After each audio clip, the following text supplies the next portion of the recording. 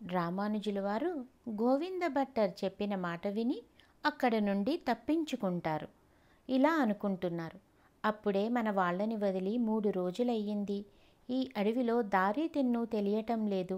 కనీసం ఫలవృక్షాలు కూడా లేవు.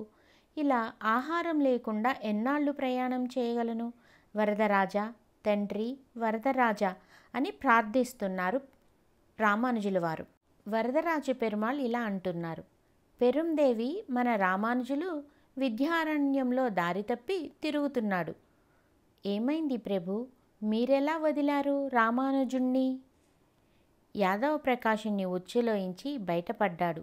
మనం వెళ్ళి తీసుకువద్దాం పదా అని వారిరువురు బోయవేషధారణలో వెళ్ళి రామానుజులతో ఇలా అంటున్నారు, ఈ అడవిలో ఒంటరిగా ఉన్నావు.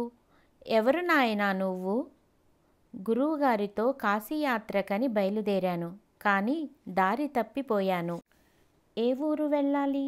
కాంచీపురం. మాది కాంచీపురమే. భయపడకు, మేము అటే పోతున్నాం. మాతో వస్తావా అంటారు మారువేషంలో ఉన్న పెరుందేవి. అప్పుడు రామానుజుల వారు ఇలా అంటున్నారు, మీరెవరో నా కోసమే దేవుడిలా వచ్చారు. ఈ అడవిలో తిరుగుతూ 3 రోజులైంది. ఇంకా ఎన్ని రోజులు నడవాలో ఏమో. మేమున్నాం కదా, త్వరగానే పోదాం. ఈ రాత్రికి ఇక్కడే పడుకొని ఉదయాన్నే బయలుదేరదాం అనుకుంటారు. అక్కడ విశ్రాంతి సమయంలో అమ్మవారు ఇలా అంటున్నారు, ఏవండి, దాహం వేస్తుంది.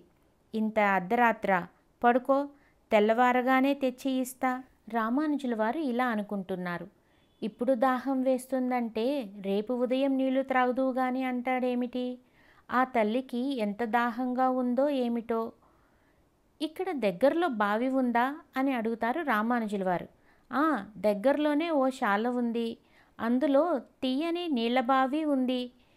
పోనీ దగ్గరలోనే బావి ఉందంటున్నారు కదా, వెళ్ళి తీసుకువస్తా. ఆ శాల బావి ఎటున్నాయి? ఇక్కడ బావి ఉన్నట్లు అతనికి ఎలా తెలుసో? నీళ్లు కూడా పైకే ఉన్నాయి, కానీ తీసుకువెళ్ళేది ఎలా అని ఆలోచిస్తూ రామానుజుల వారు, ఒక పని చేస్తా, ఈ ఆకుల్నే దొన్నెలుగా చేసి తీసుకుని పోతాను. పాపం ఆ తల్లి ఎంత దాహంతో ఎంత బాధపడుతుందో. నీళ్లను తీసుకొని వెళ్ళి చూసేసరికి అక్కడ వారిరువురు కనిపించరు. అరే, వీరేరి ఏమైపోయారు? వాళ్ళ మూటలు కూడా లేవే.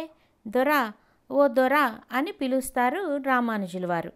మరి ఏం జరిగింది ఏంటో రేపు చూద్దాం.